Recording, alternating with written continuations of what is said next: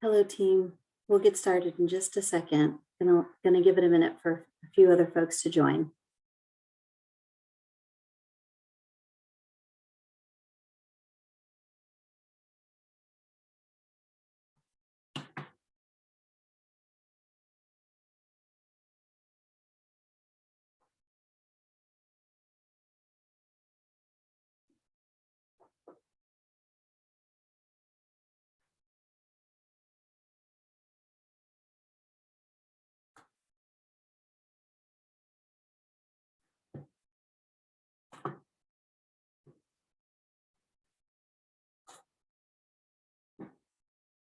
All right. Welcome. We're excited to meet with you today as part of our Summer Learning Framework webinar series. Our topic today is high quality instructional materials with a focus on Amplify Texas ELAR 6 through 8. I am one of your two hosts today. So I'm Jennifer Aguirre. I'm the Director of Open Education Resources.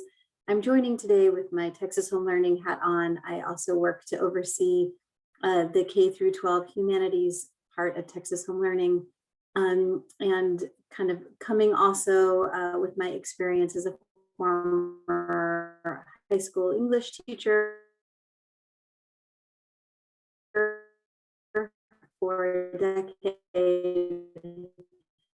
and then worked as well as a literacy coach. I joined with our Amplify friends from our Amplify ELAR team. A couple of quick housekeeping things before we dive in. One is that we are recording today's session and presentation, and this session, along with today's slides, will be available on our texashomeLearning.org/summer website. So you will be able to access this content by, I think, end of day tomorrow. And then for today's session, we want to just be sure that you know we welcome any and all questions and input and feedback. You can use the Q&A feature on Zoom and or the chat feature to please shoot us any questions. And then there will be a more formal opportunity to ask questions at the end. So just want to be sure that we're able to share that with you all. Today's session is part of our Summer Learning Framework. And this is just as a reminder, it's a completely optional summer learning opportunity for folks who are looking either to design the summer learning experience for their school or their district, but also for folks who are just looking for additional tools to plug into what they're currently thinking for summer learning. There are 3 parts to our summer learning framework. Part 1 is the state webinar series, really where they're covering sort of like design, academics, and operations for summer learning and planning. This series is led by TEA with other national experts. Additionally, there are planning resources and tools and templates available. And then our focus today, which is THL summer learning units, which include high quality instructional material solutions developed really for our summer learning needs. So our focus really is on this 3rd one today. And again, we're kind of zooming in on Amplify 6.8 as our summer learning opportunities. And so our Amplify friends are going to be talking about some of the units available and some of the summer learning opportunities available 6 through 8. I do want to kind of give a quick shout out to anybody who is interested in this work and wants to participate in our CRMSI, also called COVID Recovery Instructional Material Support Initiative opportunity, can do so. And so CRMSI, as you may have heard, is a spring opportunity that includes sort of a spring pilot for a unit at the unit level, but also there's a summer here in the middle, the summer opportunity to pilot a unit through the CRMSI initiative. Applications for this are due tomorrow, April 9th, and certainly reach out to me if you have any additional questions, or to the THL or CRMSI email web addresses, and any one of us can answer your questions. There is a stipend available for CRMSI summer pilot participants, and so you can see some information here. But a stipend up to $1,000 for folks who are interested in participating in officially the CRMSI pilot supports, which include ongoing coaching cycles through the CRMSI team, and with the support of Amplify. And so here's just some additional information. You can find out a lot more through the THL website. So excited to talk with this group about that. And then want to be sure you also know there is a Crimsey full year pilot opportunity next year. So if you're, as you go through the, today's presentation and as you go through some of the unit content, there is the opportunity to pilot this content in full next year. All right. In terms of our summer learning framework webinar series, just want to be sure people know what is available for that first bucket, design and implementation. There have been a webinar series that are now fully available online. If you go to thl.org and look through the summer learning options, and so you can see design and implementation. We are nearing the end of our academic enrichment series, Amplify 6-8 today, followed by Odell 9-12 high school English tomorrow. The rest of the series are available online, and then you can see in operations, those sessions are now available online as well. All of this work is again part of a broader Texas Home Learning summer framework, which includes this planning tool that you see up here on the screen. This is a really helpful tool for those folks who are looking at summer learning in a more comprehensive view. And so we're trying also to frame today's session in this larger framework of summer learning supports. And so again, today's focusing in on high quality instructional materials, but we fully understand that's only one component of your summer learning experience for your teachers and your students. So want to be sure that you have access to this tool and know where today's scenario and session fits in the whole sort of package of summer learning. And then for today, focusing really, again, on high quality instructional materials. So I'm joined by my co-host, Shane Cusimano. He is the Professional Development Partnership Manager with Amplify, and he's getting ready to take it away and talk us through 6-8 summer learning opportunities. So with that, Shane, I'm going to turn my screen over to you.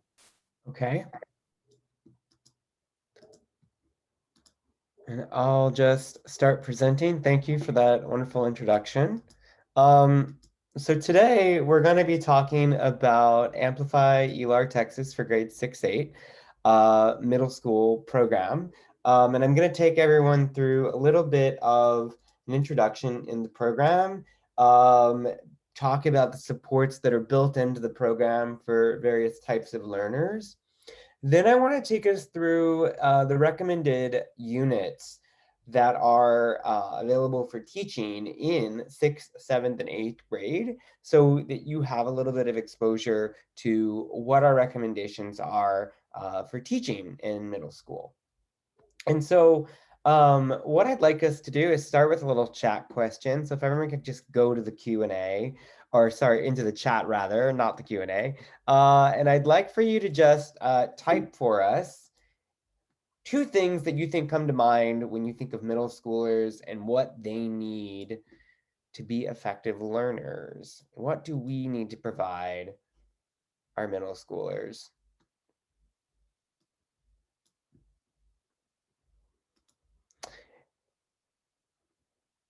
And I'm just going to head to the chat and see what people are saying. Engagement, engagement, engagement. Lots of remediation into the basics, highly engaging, thought-provoking materials. Choice is really important with all children. Sharing ideas, very, very important. Motivation, interactment, structure, but fun structure. Connections to everything in their world and in the text that they're reading. So that's great. So, here at Amplify, we really started from the ground up in thinking about middle schoolers and their needs and developing this really unique program for Texas, to Amplify Texas ELAR. So we didn't sort of go back and think, what can we do from the elementary end and bring it up, or what do they need for high school? We thought about exactly the things that you guys have pointed out. What is it that middle schoolers need as really unique creatures in order to be successful in their literacy skills? And so on the whole digital ELAR product is a full curriculum. with 6 core units in each grade, centered around really rich and engaging, fun, full texts with full TEKS and ELPT coverage. And it's an interactive digital platform. And we designed it that way in order to really get at, again, the engagement that we know middle schoolers need. So it's built with differentiation supports in mind for all learners. And print capabilities exist for the teacher to get certain aspects of the curriculum in print mode. But you also have a digital library for independent reading, formative assessments, end of unit assessments, and recommendations for additional supports. And of course, because it's built on a digital platform, you have robust reporting that can be used to really assess where are your students as learners and how can we meet them where they are and best provide to their needs. Now, Amplify ELAR Texas can be used in a variety of scenarios. It can be used in a traditional classroom environment where everyone is synchronous and together. It can be used in a synchronous remote or hybrid environment where some kids are at home and some kids are at school together, or in a completely asynchronous remote environment where all of your kids or some of your kids are at home and asynchronous. We're auto scoring a lot of what's happening in Amplify ELAR Texas. So you're going to find that a lot of the reading, writing, exit tickets that they do are all auto scored for you as the teacher. We take that data, we collate it together, and we give you back really important reporting data to tell you where your students are globally as a group and individually.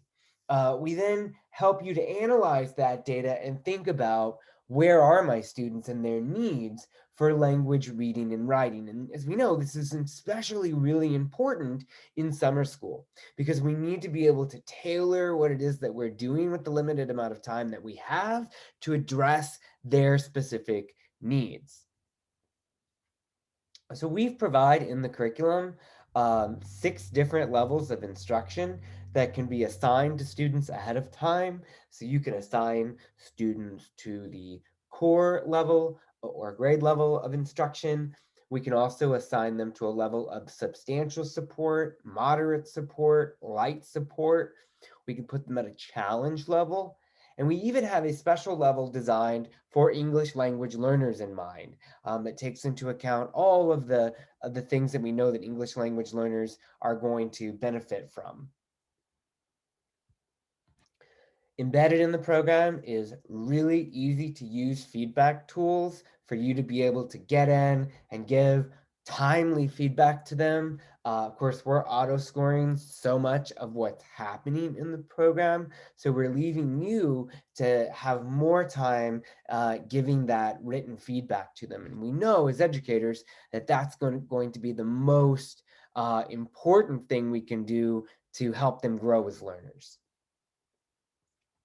As I stated before, the reporting helps you to monitor and inform instructional choices and really dig in and design small group instruction days around what their needs are. And we'll talk more about how that happens in the recommended units for summer school. Every unit ends in an essay and a reading assessment, so you can tie it all together and get an understanding of where are my students in their writing and in their reading with that summative data. And of course, all of that in the reading assessment, at least, is auto-scored and again provides you some really robust data on which to analyze their performance. The essays are still graded by hand. I think if we could figure out a way to get ELAR teachers auto-scored essays, we might win a Nobel Peace Prize.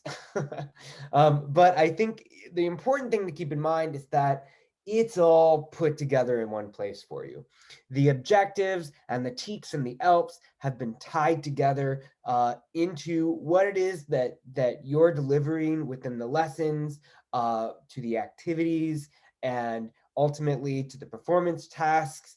And that data in turn is telling you, how are my students doing toward the objectives that we started with. There's also the digital library, which we think is an excellent resource for additional reading within the program. Over 700 full-length texts are here for your students to enjoy. These are not snippets of books, but your kids will really have access to over 700 full-length texts that they can download for offline viewing, as well as read within the digital platform too. We know that even through the summer, many schools are going to need additional support in thinking about how to deliver lessons in a remote and hybrid fashion. And so guidance is provided for remote, hybrid, and in-person learning environments. And you've got the ability for library text to be downloaded for offline viewing, full teacher and student digital access for all programs, and supports for caregivers, giving them guidance for in-home learning. All right, so let's briefly talk about the design of the program, the big picture of what the program looks like from a pedagogical perspective. So it's an integrated reading and writing program. Amplify ELAR Texas brings together the science of reading with what we know is really important at the middle grades. So we know in the early grades, they're weaving together language comprehension and word recognition. And in the middle grades, we want those to become increasingly strategic, increasingly automatic. So we need their word recognition to pick up pace, and we need their ability to comprehend what they're reading and analyze what they're reading to become really strategic, right? To get in there and closely analyze what they're reading instead of reading it simply for decoding. And so here's the full picture of what that looks like. We weave in and out of both fiction and nonfiction, informative and narrative writing and reading. So at the 6th, 7th, and 8th grade levels, these are again the 6 core units that will be available in Amplify ELAR. I should note, Unit F is not yet released in the platform. It will be released soon, and that's where we're going to be spending the majority of our time today, because that's where we want the summer school experience to happen. So we'll talk more about that. But the big idea that I want you to take from this slide is that these are complex texts, right? We want the students engaging in complex texts, going after really complex ideas and high lexile text, and using the power of the group think to go after the literacy skills that we want them to develop. So if we look at what are the routines of an Amplify ELAR Texas lesson, each look at a piece of text actually begins independently, and it starts in the previous lesson. We have students independently attempting to read, and it's a cold read, a section of the text that's coming up in the text that they're reading. Students will apply their developing literacy skills to that text, and we'll auto score what is their reading comprehension for this section of text. You'll get that data. But then we head into class, and the kids start with the Vocab App. And in the Vocab App, we are front loading them with the words that they're going to see within the text. Okay, so we're front loading, giving them about 5 minutes in the Vocab App. And this is an adaptive experience. It's fun, it's engaging, and it's totally adaptive to their personal needs. Teacher doesn't have to set anything up. The app will automatically figure out where each student's vocabulary needs are and deliver instruction directly to them based on that. We then head into 20 to 25 minutes of close reading activities. And we do this in a gradual release model. So we start with an engaging read aloud of the text, so everyone's benefiting from the oral comprehension and gaining their own ability to imitate a really good reader's delivery of the text. We then head into group activities where they're leveraging the power of groupthink to begin to analyze and dissect the text, think more closely about it, and then we head toward a performance task. And then again, in a gradual release model, we've had I do with the read aloud, we do with the group activities, and now in a you do independently, we have the students really independently attempting to use the literacy skills that they've been developing to write about the text for 10 to 12 minutes. Now, that writing that they're doing is really about the reading skills. Okay, so again, in an integrated approach to reading and writing, we want the students regularly, 2 to 3 times a week, writing about the reading that they're doing. We then close each lesson with a reflection, either an exit ticket or a wrap up. And again, the exit tickets are auto scored, providing more data to you, their teacher. So there are 4 discrete skills that we go after in the curriculum to regularly practice at the middle grades. We want the kids to learn to select text, describe that text, explain the text, and connect to it. And so we're having the kids with each other and in group, learning to select and to discuss the text, collaborate and refine their ideas, debate, analyze, think about what's happening in the text, and connect and explain it to each other. And again, we start doing that in group so that they are ready to do it independently. Gradual release from demonstration all the way toward independence, and that cycle's regularly happening daily in the curriculum. Engaging read alouds and text performances, collaborating to really dig in and gain that analysis, and then independently having them write about what they're reading so they can practice using those literacy skills independently. Okay, we know that that is difficult for many learners. And so, as I stated before, the Vocab App is a completely adaptive experience addressing their individual vocabulary needs. 6 levels of support are built into the program. You can assign kids one of these 6 levels and have them get the scaffolding that they need to be successful in the independent activities and in the writing. Very easy to set up, and I'll be demonstrating. Further guidance at the beginning of each lesson on how a teacher might further provide supports for students. And on-the-fly support within the activities that guide you as the teacher on here's how I might get in and give some over-the-shoulder or one-on-one conferencing support to my ELAR students. All right, so let's take some time and look at what is available at each grade level and think about what we're going to be doing at the 6th, 7th, and 8th grade to be able to address their individual needs. Okay, so at each grade, what we're going to be recommending is a delivery of what are called our collections units. And collections units are really special within the curriculum because they are research units. And let's spend a little bit of time talking about what collections are on the whole.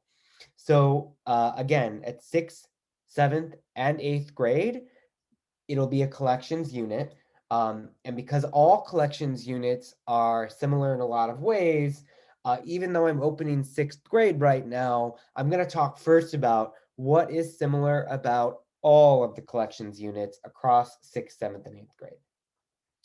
So Amplify units are made up of subunits. And as we can see here, there are 6 subunits to all of the collections in 6th, 7th, and 8th grade.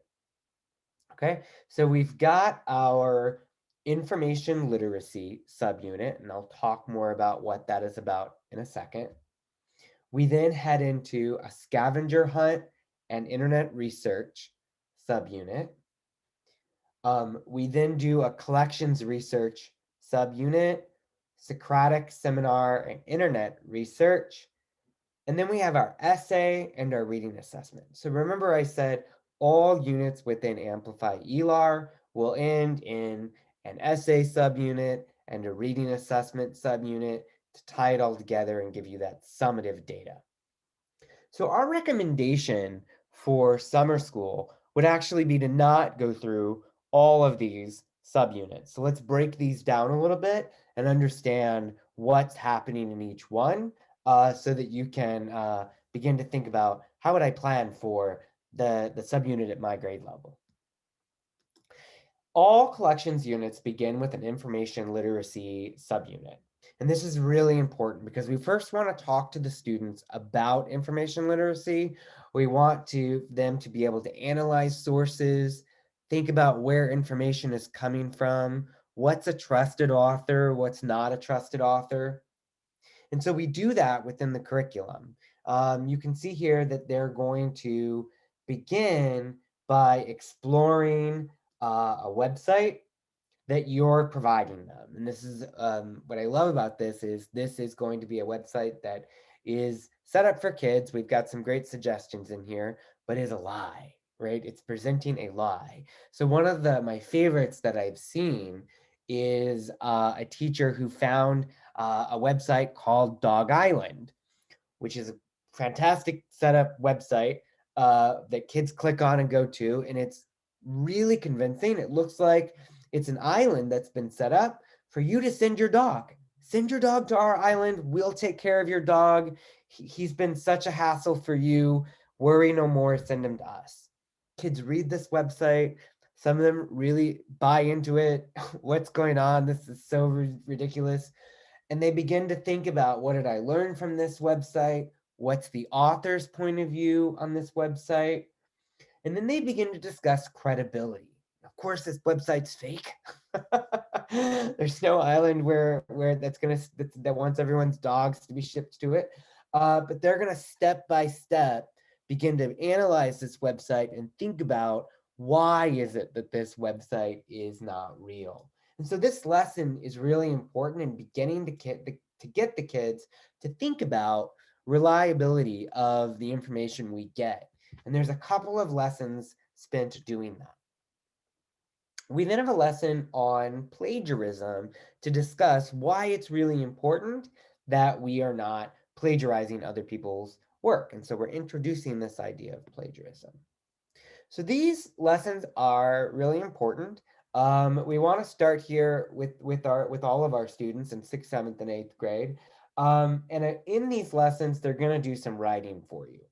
And so if I pull it up here, one of the things that they're writing about in lesson 2 is which of these sources discussed in class is most credible. Which source do you think is the least credible? And so you go on to give them some really great websites from NASA and from other news organizations, from news organizations, from MIT, and they can discuss, gee, do I trust information from MIT more or from NASA more, right? So it's simple to say, well, I don't trust the information from this, really bogus website at the Dog Island website. But now you're asking me a more difficult question, which is better, MIT or NASA? Okay, and so that's a debate moment. And then they write about it. Okay, after the students spend 3 lessons submitting work, doing independent reading and solo assignments, doing writing that they submit, we are scoring all of that information for you, and you're giving them written feedback. You then come to what's called a flex day. And flex days are really magic because they allow you to pause and provide the small group instruction that we know our kids need, especially the kids who are coming to us for extra support in summer school. And so there's a reporting button here. And the reason that there's a reporting button here is I want to click it, and it's going to open the reporting app for me and begin to give me data on how my students are doing in reading, writing, and in their progression of skills. So I can analyze the data first, think about what my kids need, and then assign not every activity in a flex day, but certain activities. So kids who are having trouble with reading, maybe I want to assign them some time in reading. Kids who are having trouble in fluency, I'll assign them some fluency activities, okay? So Shane, everything is of option. Yes. sorry, do you mind if I jump in? We did have a question that I think is related. It surfaced earlier when you were previewing reporting, but the question was how and does the reporting correlate to specific TEKs? So I know you just had an image up. I wonder if you could speak to that question. Sure. So the reporting is going to correlate to skills. And if you give me just a second, I can pull up some fake data to look at. So you're going to be responsible for thinking about which TEKs are correlated, but I do have some aid there that I can give you. So let me get this pulled up real quick. So you're going to be responsible for thinking about in terms of how do I get this aligned to certain TEKs, but the skills are going to be really simple to look at. So let me go into a different account briefly where I've got some sample data to look at. And certainly we can also punt this to the end of the session if that's easier. Okay. As you were looking at data, I thought, oh, that's a good place to tackle the question. No, yeah, I think it's a relevant question. So let's, and I also think it helps answer the question of what to do with these flex days, which is a big part of what we would recommend at summer school. In fact, I'm going to back up and say that at summer school, I would even recommend taking 2 days to flex if you've got the time. Take more time on these flex days, because really what you're doing is you've just spent some time doing the work that addresses the TEKs and ELPs. And now you're beginning to think about, where are their gaps? What is it that they need additional support in? And there is so much that can be done on the flex days. I don't want you to think that that you only have to spend 1 day there. If you want to spend 2 days, I think it's well worth the time to get the kids all the additional support that they might need. And so let's look at what the reporting looks like. So here is the reporting app, and I'm just going to pull up some fake data. So what you're going to do is you're going to select first which flex day you're on. So I've done that here with flex day 2. And then I click generate report. And when I click generate report, it's going to pull all of that auto scored information together for me and tell me first globally where my students are in their language, reading, and writing skills. Okay. And then it puts them in groups: language, reading, writing. So again, you're going to have to think, well, which TEKs focus on language versus reading and writing? But you do know what lessons you've taught. And if you look back at the lessons, so I'll just pull up the curriculum again. If you look back at the lessons, I'll pull up a collections unit, but not one of the ones you'll be doing. So if I pull up any lesson in Amplify and I go to skills and standards, I can see which TEKs and ELPs were covered. And so it's pretty easy to cross-reference the two and say, here are the TEKs I've been covering. And you'll find that there's a lot of overlap as you go through them. Here's where they are in their language, reading, and writing progression. And so what it's doing here is it's recommending for each student, should they focus on language skills, writing skills, or reading skills? Okay, so as you approach this flex day, and I'll come back to this collection as an example, we've just evaluated sources, talked about plagiarism. Now we come to a flex day. My kids have been doing reading every day. We've done the solo reading. They've been writing regularly when they get to those performance tasks. And we've been doing a lot of language stuff along the way as well. So when we get to this flex day now, I want to create small groups. I don't want to assign everybody the same thing. I want to think about little Jimmy Stewart in particularly. What does he need. Okay, and as I'm looking at his report here, and yours will say names, you can see how he's doing in each skill and what the app is recommending in the area of for the flex day. Now, as you move down in the reporting app, you also get detailed reporting in writing and in reading. So if I look at writing for each student, for each writing assignment that they turn in, you're going to get scores. And up here on the writing skills, I can select for conventions.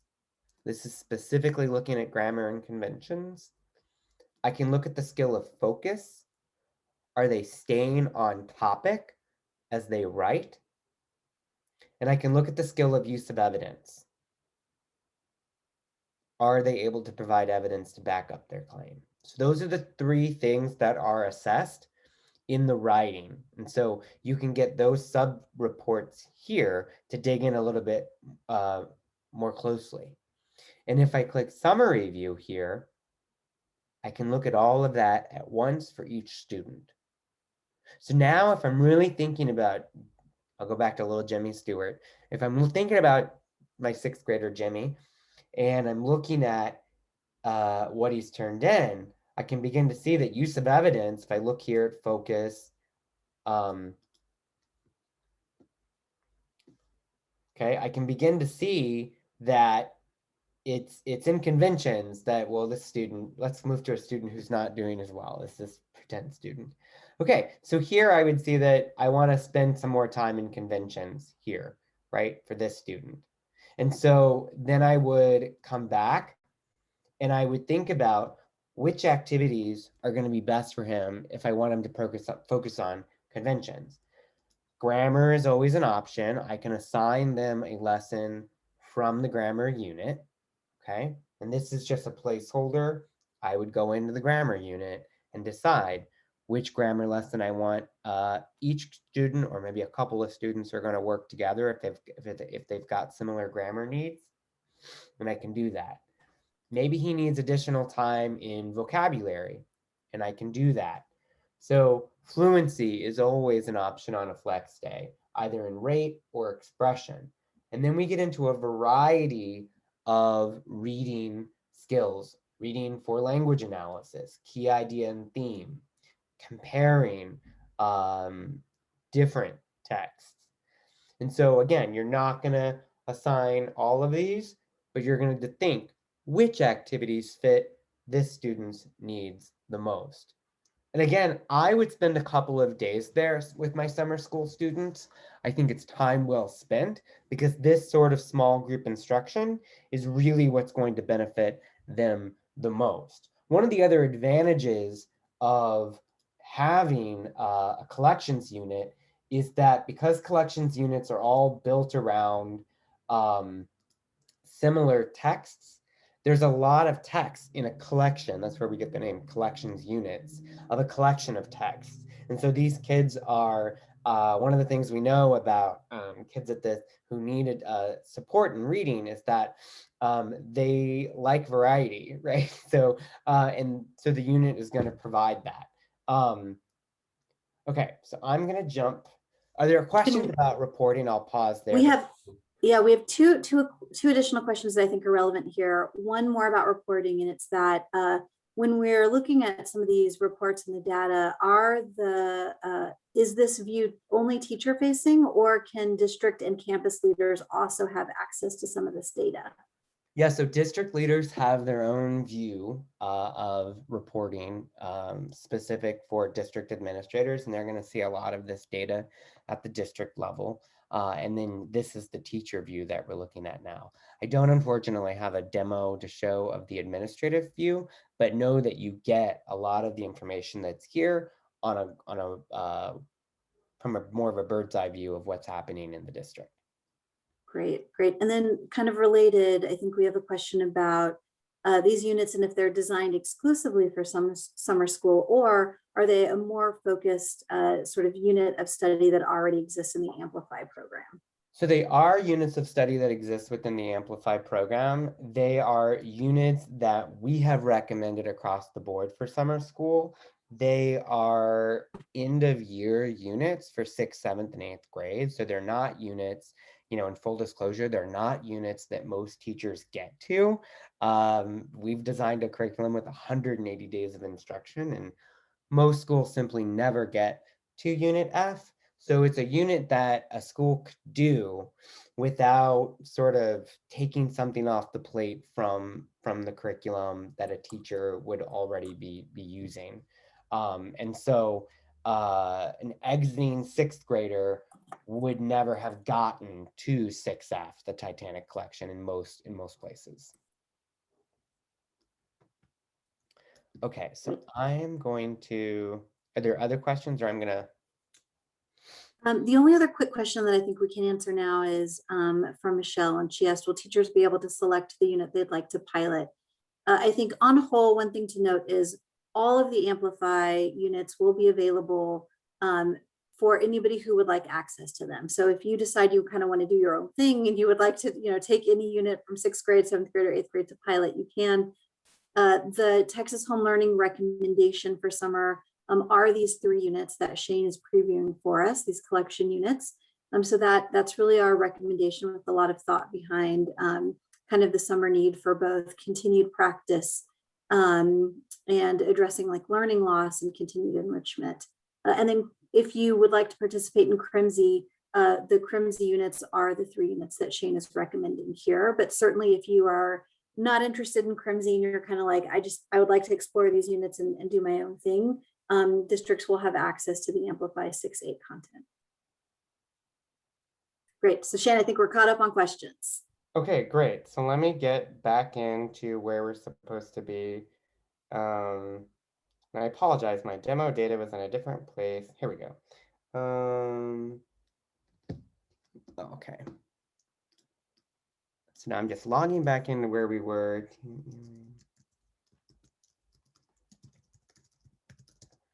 then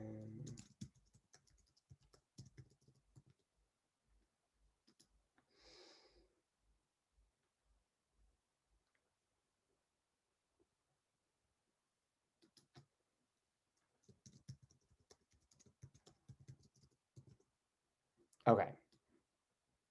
So let's just quickly look at what the 3 collections are that we've recommended: 6E, or sorry, 6F, 7F, and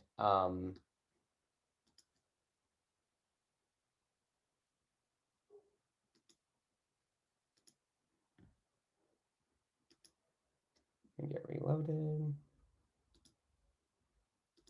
Okay, so I'll start with 6th grade. 6th grade's collection is on the Titanic. So all of the texts in the collection have to do with the Titanic. And what happened to the Titanic, the sinking of the Titanic. So the subunits 2 and 3 and 4 are where you'll really get in and analyze these collections, understand them. Again, they're research units.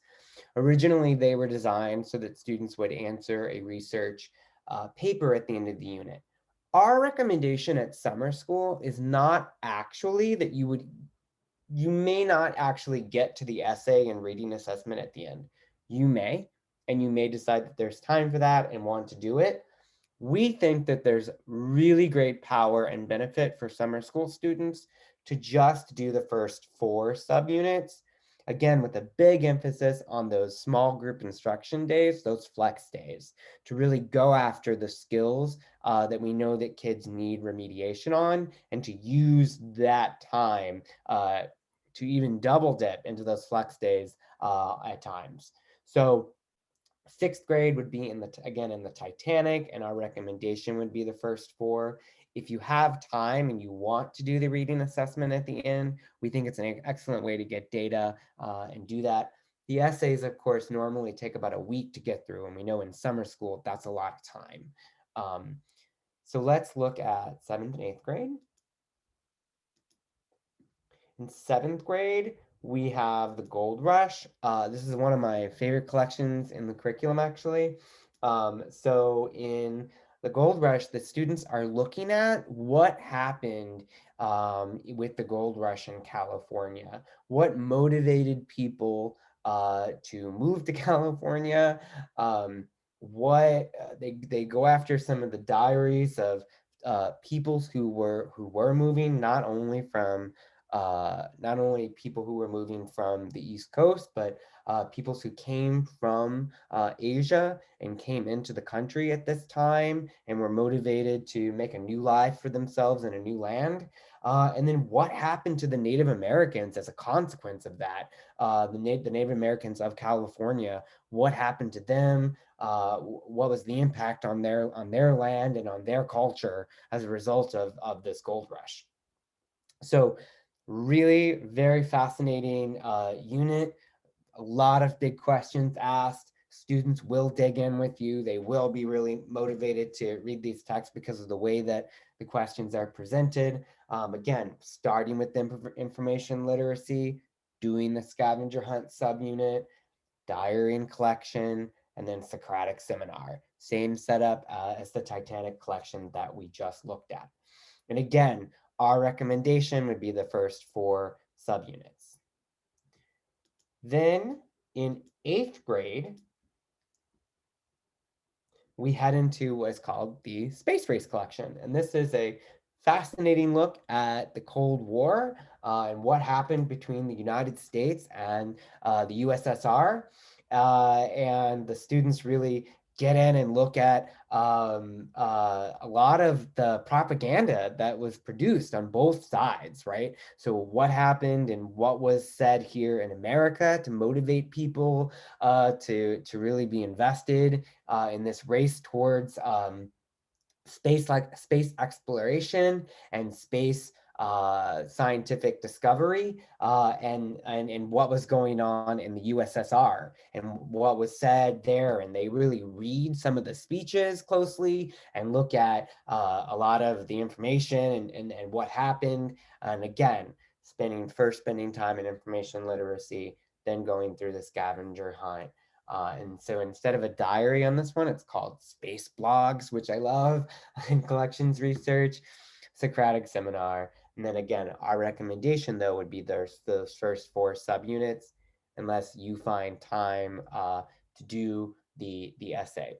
The other option is I have had, especially at the 8th grade level, teachers who have said, we've done information literacy this year, or we've done it a lot across middle school. At the 8th grade level, if you think information literacy is something that your students have had a good deal of, the other option would be to start with subunit 2 and then go ahead and do the essay at the end and have the benefit of that extra essay written and under their belt, especially as 8th graders. We know that's going to be really important for them. Okay, so I'll pause there and take questions if people have questions about any of the units or things that I've gone over.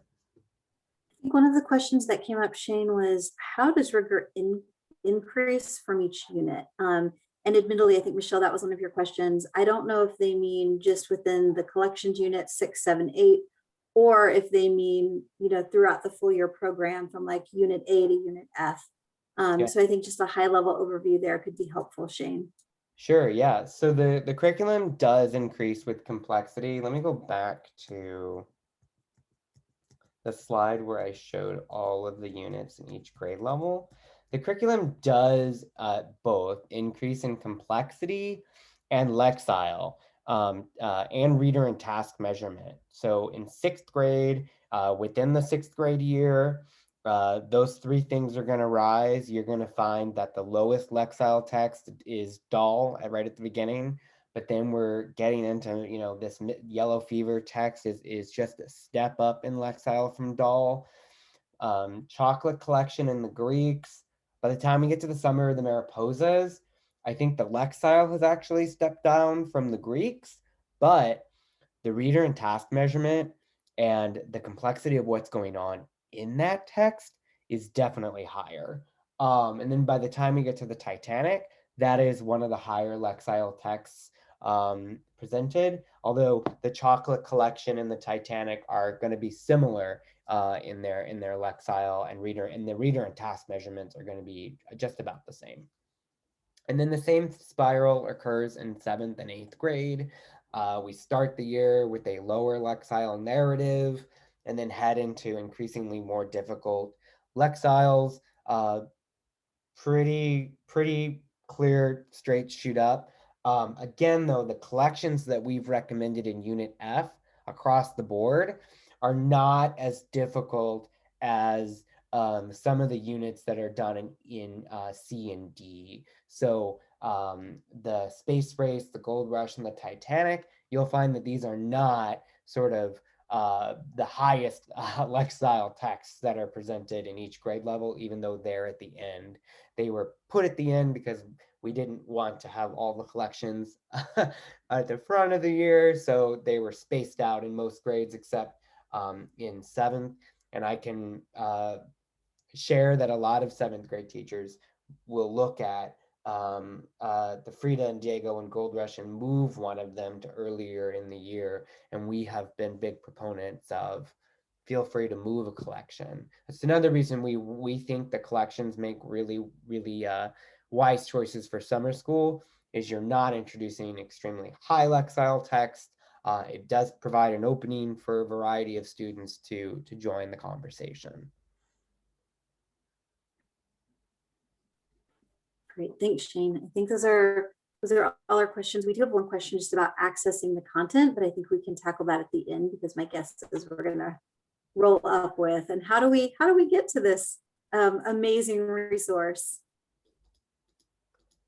Yeah, so let me close out by saying from each of these units, when you guys are really getting in and beginning to plan for any one of the units that I've shown you, make sure to spend a lot of time here on the unit overview page.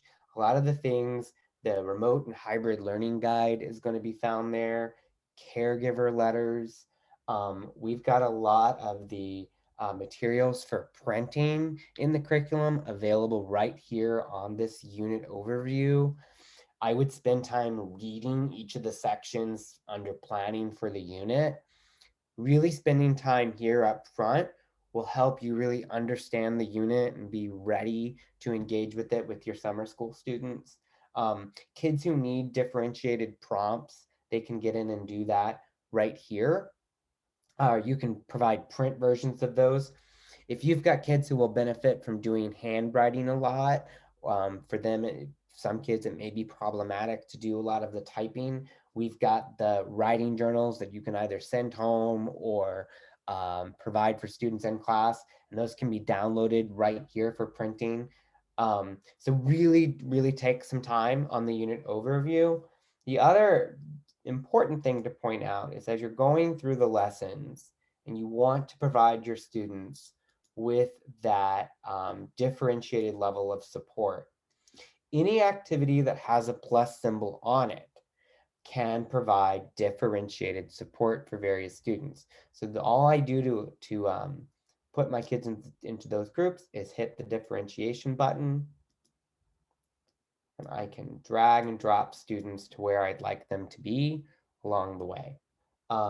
Also, as students are working through the various activities, keep in mind, no matter where they are, whether they're at home or with you in class, they always have access to the built-in audio right there. Well, welcome to the White House, everybody. Today, we celebrate some extraordinary people. Familiar voice. So you've got that built-in audio right there. Kids can benefit from hearing the audio presented. These are all professional actors or the original audio in this case itself, for students to be able to better understand the text and read along with it. Various texts also have built-in reveal words that they can click on and get immediate help in understanding what the definition of that word is. Okay, so I will head here to the end.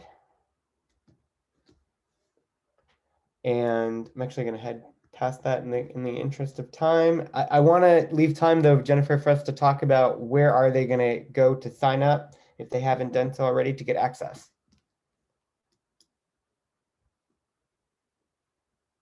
You're on mute. There you go. Yep, sorry.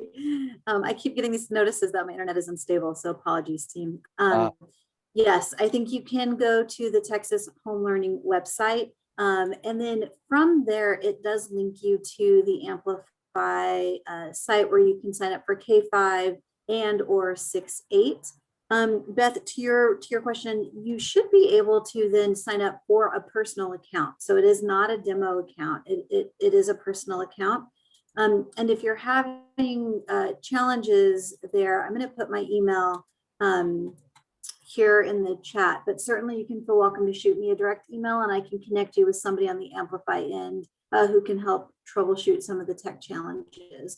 But I think Shane has it. But yeah, so from there, you should be able to create your own personal account, which then gives you teacher and student access. If you're a district leader, I think there is an additional step, and Amplify will kind of connect you just to be sure that you're able to have then district access versus like independent teacher access. But Shane, certainly share additional information if you have some color to that. Yeah, I can just show people when you're on the THL website, if you go to materials by subject, I'm just going to select reading language arts here. You're going to go to grade 6-8. There's a register and a sign in button. We even have a 5-minute registration walkthrough video here to guide you through exactly how to get yourself registered. But if you hit register, it's going to redirect you to our Amplify website. You'll choose 6-8 and hit sign up. And you can select here if you're a teacher or school or district leader, and it'll step you through. Oh, so it's not going to let me because I'm not in the state of Texas. I was like, why do we have an error? But for you, it'll be a very simple walkthrough on signing up. So, and again, we've got the video of how to get enrolled right there for you to watch if you need a step-by-step guide. Great. Thanks, Shane. And then an additional question around, will we be doing something similar or a webinar around Amplify Reading 6-8? The answer there is no, but only because we have already done that, not specific to summer. But you can go on the THL website, and in just a minute, I'll link it in for the group. You can go onto the THL website and see the Amplify Reading webinar. And certainly Amplify Reading is an option for summer use. And so Shane, I don't know if you want to spend just a minute kind of walking folks through Amplify Reading and its ideal use case. Yeah, so Amplify Reading is an excellent immersive world environment. Let's see if I have, here's a quick screenshot of it. The Texas edition, what it does is it teaches the students how to be analytic readers. So again, it's an immersive game. Students go in and it is sort of a dystopian world where people have forgotten how to read, and they are really captive as a result to their overlords who are running this dome that they live in. And so they join a team of misfits called the Last Readers, who are set on freeing people from this dystopian nightmare that they live in. And so they get to design their own character, and kids really get a big kick out of this. It's a graphic novel, so they're going to step through this graphic novel and in the process pick up the literacy skills that they need to be really careful, close analytic readers. Full reporting is given for you as the teacher on the other end on how students are doing in each of the skills addressed within the game. You get to see where students are in their progress. It's 3 separate novels. No matter which grade your kids are in, we would recommend they all begin in novel 1. The skills are sort of middle school, a wide range of middle school skills that they'll go through. And for the sake of the story, we'd recommend they all start in 6th grade, or in that first novel, And whether they're 6th, 7th, or 8th graders, they're really going to get a kick out of the novel, out of all 3 novels. So there's no need to sort of jump them into the middle of the experience. But we've had a lot of really good feedback. They get experience in both literary and informational text. But again, it's a gamified, independent environment. And it is, while it does address a lot of the literacy skills that they need, it is not meant solely for remediation instruction, but it can be scaffolded for various types of learners. So if you've got kids who need additional supports, you can set those scaffolds very similarly to how you do within the curriculum, and they'll receive them within the game automatically.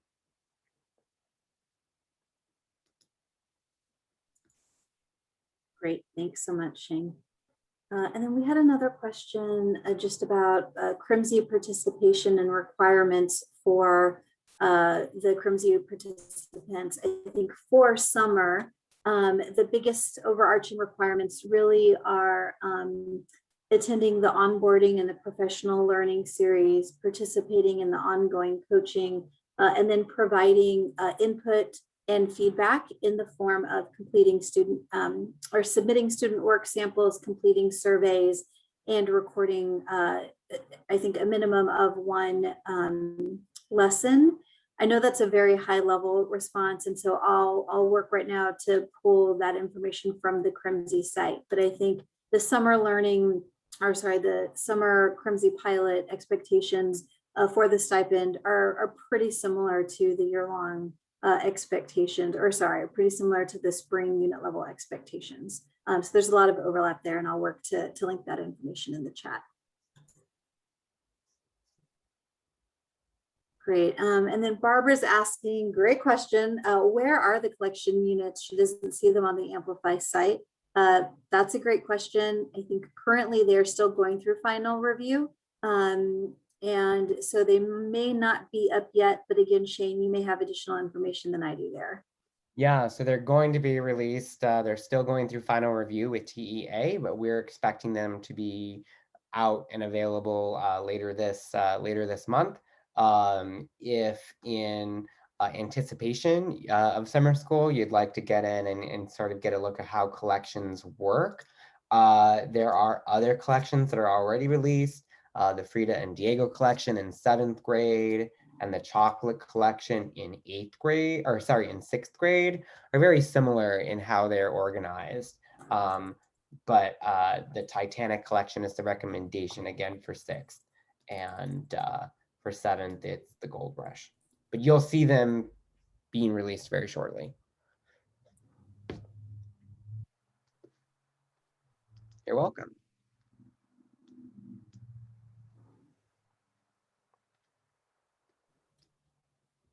Great. Are there materials that will need to be purchased?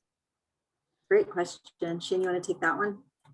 No, so everything that you're going to need is here. If you need additional support, you can always reach out to Amplify for additional professional development supports. But everything that you're going to need is baked into the lessons. Again, the e-reader has all of the text right there within the e-reader. You don't have to go out and get any of these texts. So it's all really right there, available for you right there within the curriculum.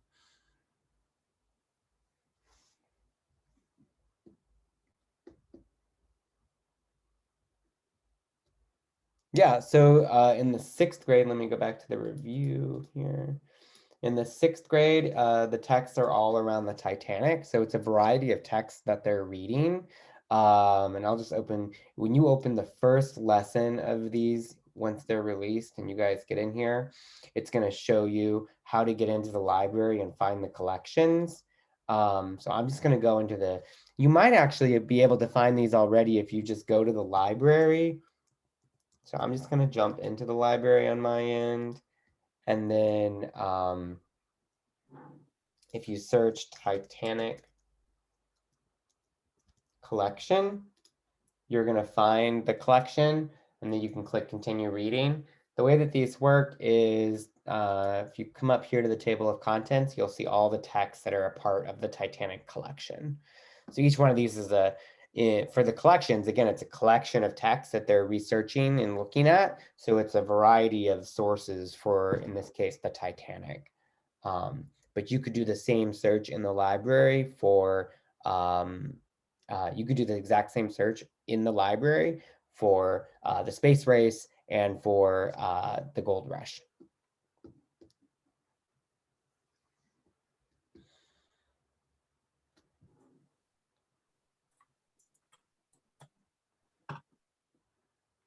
Great. All right, Michelle, I'm going to go ahead and just put the Crumsy site there, and I think folks potentially have this. But there is the link to the Crumsy site. If you navigate to the application, you should be able to pull the very specific stipend recommendations, but feel welcome also to shoot me a direct email, and I can connect you with the Crumsy team if you have more specific questions about the requirements.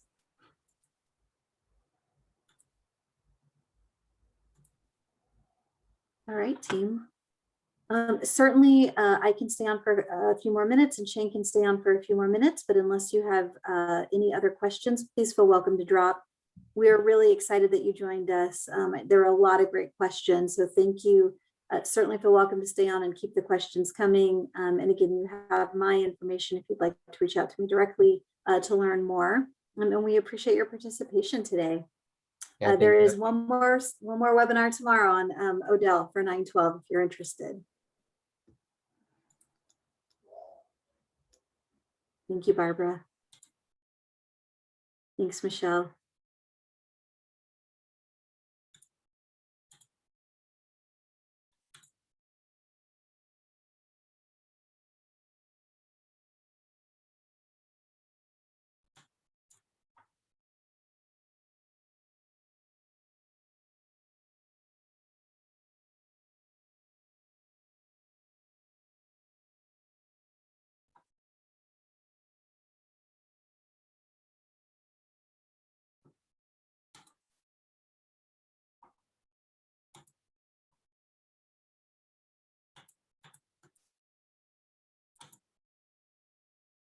Michelle, I threw it in the chat. I threw my email address in the chat, but I realize there's been a lot of activity, so I'm going to repost it there.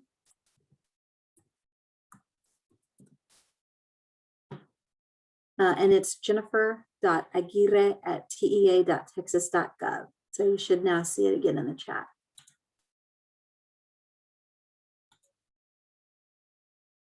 All right, Shane, thank you so much. I'm going to go ahead and stop our recording. Appreciate your time, and we'll see everybody later.